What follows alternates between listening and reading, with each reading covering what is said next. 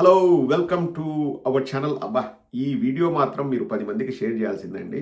ఒక లేని విషయాన్ని, ఒక లేని గుణాన్ని ఒక మనిషిలో ఉందంటూ చూపించుకోవడానికి ఎలా తాపత్రయపడతారు, ఎలా మీడియాని వాడుకుంటారు, ఎలా వాళ్ళకున్న రిసోర్సెస్ని వాడుకొని తను ఒక మంచి వ్యక్తినని పబ్లిక్లో కలరింగ్ ఇచ్చుకోవడానికి ట్రై చేస్తారన్నదానికి ఇంతకంటే చక్కటి ఉదాహరణ ఉన్నదండి. ఈ విషయాన్ని ఇంత పెద్దది చేయాలరా, ఇంత డ్రామా ఆడాలని నాకే ఆశ్చర్యం వేస్తుందండి. ఇప్పుడు నారా లోకేష్ అన్న వ్యక్తి తెలివితేటలు ఏంటో, అతని ఐక్యూ లెవెల్స్ ఏంటో, అతని వాగ్దాటి, వాక్పటిమ, వాక్చాతుర్యము, విషయ పరిజ్ఞానం ఎంత ఉందో మనందరికీ తెలుసు. ఈ మధ్య తెలుగుదేశం తమ్ముళ్ళు తరచుగా అనడం నేను వింటున్నానండి. ఏంటంటే లోకేష్ మారిపోయాడు, చాలా నేర్చుకున్నాడు, రాటుదేలాడు అంటున్నారు. అంటే ఇంతకుముందు అజ్ఞాని అనే వాళ్ళ ఉద్దేశం.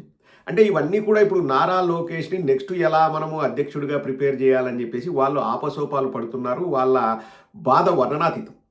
కానీ ఏందిరా స్వామి, ఈ విషయానికి ఇంత డబ్బాలు కొట్టుకోవాలన్నా, ఇంత గఫాలు కొట్టుకోవాలని చెప్పేసి నాకు ఆశ్చర్యం వేస్తుందండి. పైగా ఒక వ్యక్తిని, ఏమీ లేని వ్యక్తిని, ఒక హీరోని ఎలా చేయడానికి వీళ్ళు పడుతున్న పాట్లు, ఆ తాపత్రయం, మా దగ్గర మీడియా ఉంది, మా దగ్గర డబ్బులు ఉన్నాయి, మా దగ్గర రిసోర్సెస్ ఉన్నాయి, సో ప్రజలపైన ఎలా రుద్దుతాం, ఒక ఏమీ తెలియని వ్యక్తిని ఎలా రుద్దుతామని వీళ్ళు చేసే ప్రయత్నం చూస్తే ఆశ్చర్యం వేస్తుందండి. నేను మొన్ననే ఒక వీడియో చేశాను.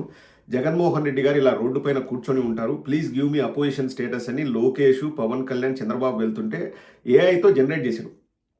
ఎవడో వెంకట అనేవాడు పెట్టాడు. అతన్ని నేను ఎప్పుడో బ్లాక్ కూడా చేశాను. వెంకట అనేవాడిని నేను ఎప్పుడో నన్ను ఏదో బూతు మాటలు ఏదో మాట్లాడితే నేను బ్లాక్ కూడా చేశాను. నాకు ఎవడో కూడా తెలీదు. అతను పెడితే దానికి రిప్లైగా నారా లోకేష్ పెట్టాడు. నేను చదివాను కదండి. To my beloved TDP family, while I get the emotion behind such content, personal attacks are never desirable. వద్దు, మనం విమర్శలు చేయకూడదు, అది ఇదని మాట్లాడాడు.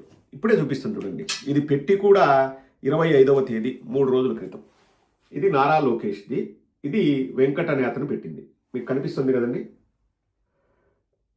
ఇప్పుడు చక్కటి ఉదాహరణ అండి. ఇప్పుడు మా నాయకుడు ఏదైనా మమ్మల్ని, అది మంచి పోస్ట్ కాదు, మంచి వీడియో కాదు వద్దంటే నేనేం చేస్తాను? నేను వెంటనే డిలీట్ చేస్తాను. నేను తీసేస్తాను. ఎందుకంటే వద్దు అన్నప్పుడు ఇంకా ఎందుకు పెట్టడం అని వెంటనే డిలీట్ చేస్తాను. అది కరెక్ట్ కాదు అని మన నాయకుడు అన్నప్పుడు మనం దాన్ని అలాగే పెడతామండి. నారా లోకేష్ అది కరెక్ట్ కాదు అంటే ఆ వ్యక్తి ఇంకా ఆ వీడియోని అలాగే పెట్టి దాన్ని సోషల్ మీడియాలో తిప్పుతున్నాడు. అంటే అర్థం ఏంటి? నేను అది కరెక్ట్ కాదు అని చెప్తా కానీ నువ్వు అలాగే పెట్టురా అని. వావ్, వారే వా, ఏమి స్క్రిప్టురా నాయన. అంటే ఇప్పుడు నేను తప్పని చెప్తా, నేను మీకు బాస్నే, లీడర్నే, కానీ నువ్వు దాన్ని డిలీట్ చేయొద్దు. ఎందుకంటే నా గొప్పతనం తెలియాలంటే అది ఉండాలా. ఒరే అది తప్పురా, ఫస్ట్ దాన్ని డిలీట్ చేయరా అని చెప్పేసి నారా లోకేష్ కూడా ఆ పోస్టును డిలీట్ చేయాలా, ఆ వ్యక్తి కూడా ఆ పోస్టును డిలీట్ చేయాలి. ఎందుకంటే ఆ వ్యక్తి ఆ పోస్టును డిలీట్ చేసిన తర్వాత నారా లోకేష్ అక్కడ పెట్టి కూడా ప్రయోజనం లేదు. కానీ ఆ పోస్ట్ అలాగే ఉంది, నారా లోకేష్ పోస్ట్ అలాగే ఉంది. అక్కడితో ఆగిపోలేదండి. దాన్ని ఎక్కడి దాకా తీసుకెళ్లారంటే ఎన్డీటీవీ కాదు, ఇండియా టుడేలో అనుకుంటా. నేను ఇండియా టుడేలోనే చూశాను, ఎన్డీటీవీలో కూడా వచ్చిందేమో నాకు తెలియదు, కానీ ఇండియా టుడేలో చూశాను. దాన్ని కూడా వాళ్ళ కార్యకర్తలకి దిశానిర్దేశం చేస్తున్న లోకేష్, చెప్పొద్దని చెప్తున్న లోకేష్. నేను అనుకున్నా, ఓరన్నీ పాసుగుల, ఇంత డ్రామా అవసరమా? ఇండియా టుడేలో కూడా చర్చ కంటండి ఏదో ఒక చిన్న ట్వీట్. ఇక్కడ కామెడీ ఏంటంటే ఆ ట్వీట్ పెట్టించింది నారా లోకేషే, దానిపైన కామెంట్ చేసింది నారా లోకేషే. ఎలా చెప్పగలవన్నా అంటే, ఒరే నాయన అది తప్పు అయితే, ఇప్పుడు నేను నారా లోకేష్ దగ్గర పనిచేసే కార్యకర్తనో, నారా లోకేష్ మాటలు వినే అభిమానినో అయితే నేను ఏం చేసేవాడిని? ఆ వీడియో డిలీట్ చేసేవాడిని. ఇది మా నాయకుడు తప్పని చెప్పినాడు, నేను డిలీట్ చేసేవాడిని. ఇంకా డిలీట్ చేయకుండా అక్కడే ఉంది. నారా లోకేష్ మాటలు అక్కడే ఉన్నాయి. అంటే పబ్లిసిటీ స్టంట్, ప్రజలందరూ చూడాలా. ఇప్పుడు నెక్స్ట్ దీన్ని తీసుకొని ఒక 2 ఏళ్ళు నెరేటివ్ బిల్డ్ చేస్తారు. చూసారా, నారా లోకేష్ చెప్పాడు చూసారా, ఇలా అన్నాడు చూసారా, అలా అన్నాడు చూసారా అని చెప్పేసి నెరేటివ్ బిల్డ్ చేస్తారు. బయటకు వస్తాడు, ఆడవాడిని మనం గౌరవించుకోవాలి, చేతులకు గాజులు దొడుకున్నావా ఇట్లా అనొద్దు అంటాడు. అతనే ఏమంటాడు? ముండల్ని మింగడానికి లండన్ పోయాడా అంటాడు. ఎవరు? నారా లోకేష్. ముండా అంటే అది తిట్టు కదా అండి. ఎవరు ముండలు? మింగడం అంటే ఏంది? నారా లోకేష్ని అడుగుతున్నా, చెప్పొచ్చు కదా. సైకోగాడు అంటారు. ముఖ్యమంత్రిగా ఉన్నప్పుడు ముఖ్యమంత్రి స్థాయికి కూడా గౌరవం ఇవ్వకుండా సైకోగాడు అని ఎన్నోసార్లు అబ్బా కొడుకులు మాట్లాడినారు. ఇంకా అదేంది? ఇప్పుడు నేను అబ్బా కొడుకులు అంటే అది తిట్టు కాదు. మా కడప సైడ్ అబ్బా కొడుకులు అంటే తండ్రి కొడుకులు అబ్బా కొడుకులు అంటారు. అది దట్స్ మోస్ట్ కామన్ వర్డ్. అదేం తిట్టు బూత్ కాదు. సో వాటన్నిటిని మనం ఎలా తీసుకోవాలి? రోజా గారిని తూలనాడితే ఏమన్నా రియాక్షన్ ఉందా నారా లోకేష్ దగ్గర నుంచి? రోజా గారికి క్షమాపణ చెప్పించారా మరి ఆర్పీతో? లేకపోతే ఆ బండారు సత్యనారాయణతో క్షమాపణ చెప్పించాడా? వాళ్ళు తిడతానే ఉంటారు, వాళ్ళు పెట్టేది పెడుతూనే ఉంటారు. ఎందుకంటే లైవ్ ఎగ్జాంపుల్ ఇంకా అది ఉంది.